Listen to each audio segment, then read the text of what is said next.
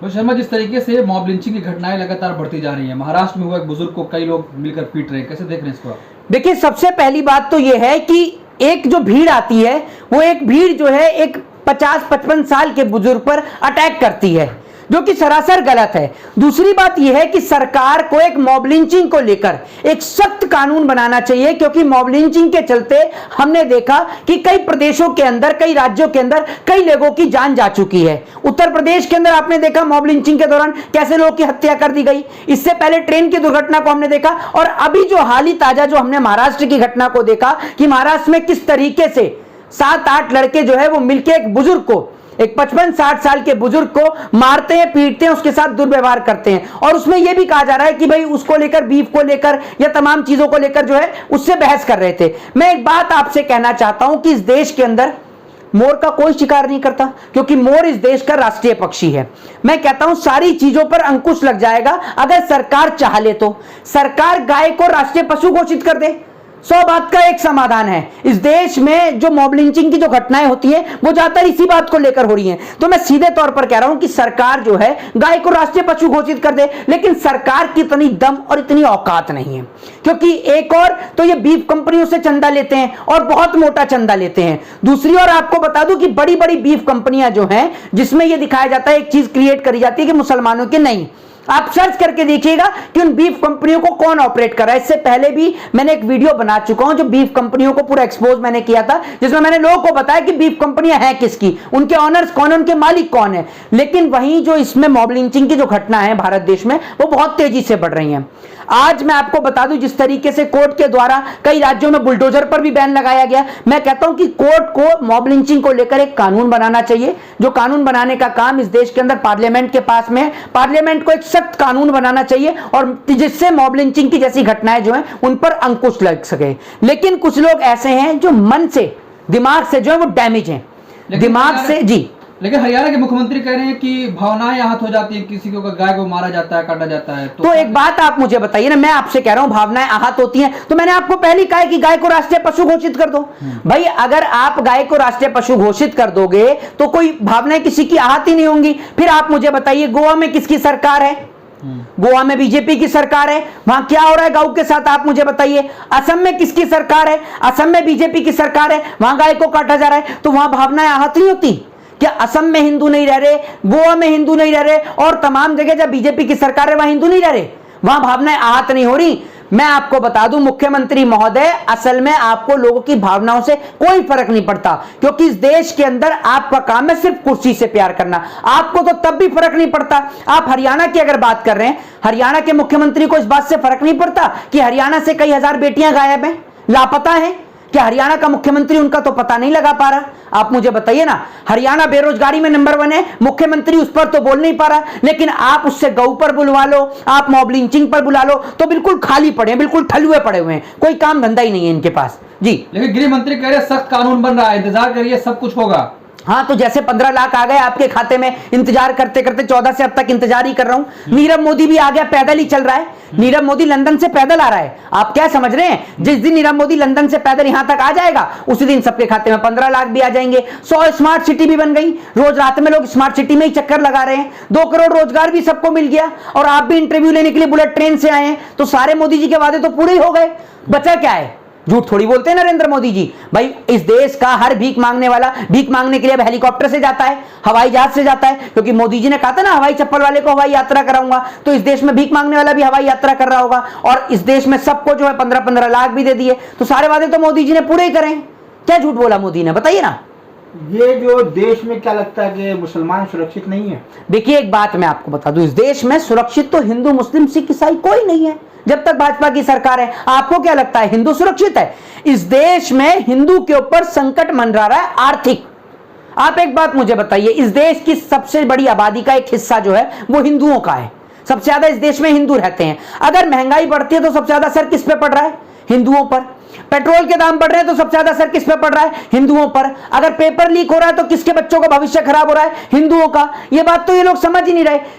मैं आपको एक बात बता दूं, अभी 3 दिन पहले 2 चीजें ट्विटर पर ट्रेंड कर रही थी। जिस दिन गृह मंत्री अमित शाह का बेटा जय शाह बीसीसीआई से प्रमोट होकर आईसीसी में जाता है, उस दिन ट्विटर पर 2 चीज ट्रेंड कर रही थी।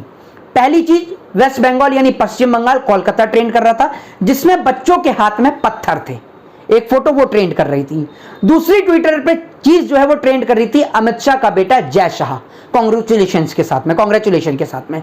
तो आप सोच लीजिए कि एक और नेताओं के बच्चे जिन्होंने कभी क्रिकेट नहीं खेला, हाथ में बैट नहीं उठाया, क्रिकेट का सी नहीं पता, ये नहीं पता कि एक ओवर में गेंदें कितनी होती हैं, वो बिना क्रिकेट खेले बीसीसीआई में बन जाता है और अब बीसीसीआई से निर्विरोध चुनकर आईसीसी में पहुंच जाता है। और आपके बच्चे पढ़ने लिखने की तो बात भूल जाइए, आपके बच्चों के हाथ में ये मोटे मोटे पत्थर, और आपके बच्चे जब पकड़े जाएंगे तो जेल में बंद होंगे, उनका करियर बर्बाद होगा, उनका फ्यूचर बर्बाद होगा। तो आप सोच लीजिए कि आपके बच्चों का फ्यूचर किस ओर जा रहा है। आप किस तरीके से देश को और मुल्क को बर्बाद कर रहे हैं और नफरत की आग के चलते देश में आग लगाने का काम कर रहे हैं। लेकिन बीजेपी के नेता जो महाराष्ट्र में विधायक है, कह रहे हैं कि अगर हमारी गौ माता को टच करोगे तो घर में घुस के, मस्जिद में घुस के चुन चुन के मारेंगे। तो एक बात मुझे बताइए, मैं उनसे पूछना चाहता हूं महोदय, सबसे पहले आप मुझे यह बताइए कि गोवा में बीजेपी की सरकार है, कब घुस रहे हैं आप बताइए जरा, और कब वहां के मुख्यमंत्री को हटा रहे हैं बताइए मुझे। असम में आपकी सरकार है, कब घर में घुस रहे हैं जरा ये बताइए। ऐसे लोग जो चंद वोटों के लिए, आने वाले वक्त में महाराष्ट्र में इलेक्शन है, हरियाणा में इलेक्शन है, दोनों जगह मॉब लिंचिंग बिल्कुल सर पर है।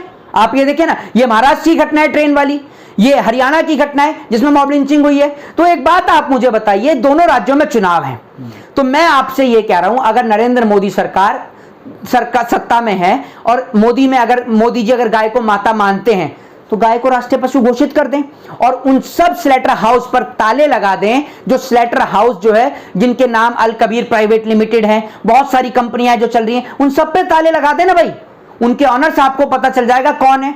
लेकिन अगर उन पर ताला लगेगा ना तो ताला लग जाएगा भारतीय जनता पार्टी के राजकोष पर, क्योंकि बीजेपी का जो घर चलता है, यानी बीजेपी की जो पार्टी चल रही है वो बीफ कंपनियों से चंदा लेने पर चल रही है, बिजनेसमैनों को डराकर धमकाकर उनसे चंदा लेकर चल रही है, सरकारी जो संस्थाएं उनका दुरुपयोग कर भाजपा की सरकार चल रही है। वरना देश में तो कुछ बचा ही नहीं है, छोड़ा ही नहीं इन्होंने।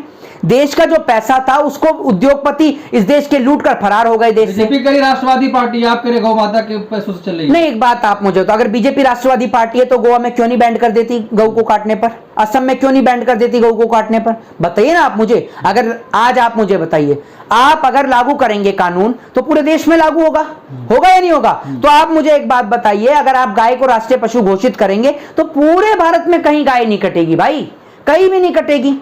बैंड तो बैंड, मोर को कौन शिकार करता है? मोर का कोई शिकार नहीं करता, क्योंकि मोर भारत का राष्ट्रीय पक्षी है। आप मुझे बताइए, टाइगर का कौन करता है? आप मुझे बताइए, राष्ट्रीय पशु है, इसी वजह से तो नहीं करता। तो गाय को राष्ट्रीय पशु घोषित कर दीजिए, किसी को कोई तकलीफ नहीं है, कोई तकलीफ नहीं कर रहा। अब आप कहेंगे मुसलमान, भैया कोई मुसलमान तकलीफ नहीं कर रहा, मुसलमान तो इस बात से और खुश होगा कि कम से कम हमारे ऊपर से एक आफत टली। आप कहते हैं उत्तर प्रदेश के कि हिंदुओं से कहते हैं कि हिंदुओं एक हो जाओ वरना काटे जाओगे, मारे जाओगे। नहीं, तो एक बात आप मुझे बताइए, हिंदुओं को अलग कौन कर रहा है? जात पात के नाम पर, मजहब के नाम पर कौन हिंदुओं को एक कर रहा है? और दूसरी बात ये कि हम इस देश में भारतीय हैं और भारत देश के अंदर रहने वाला प्रत्येक नागरिक हमारा भाई है, चाहे वो हिंदू हो, मुस्लिम हो, सिख हो, ईसाई हो। जो इस मुल्क में, इस मिट्टी में और इस देश की सरजमी पर रहता है वो हमारा भाई है। इस देश का प्रत्येक नागरिक हमारा भाई है। और आप किसको कह रहे हैं कोने की? ये पूरा देश एक है।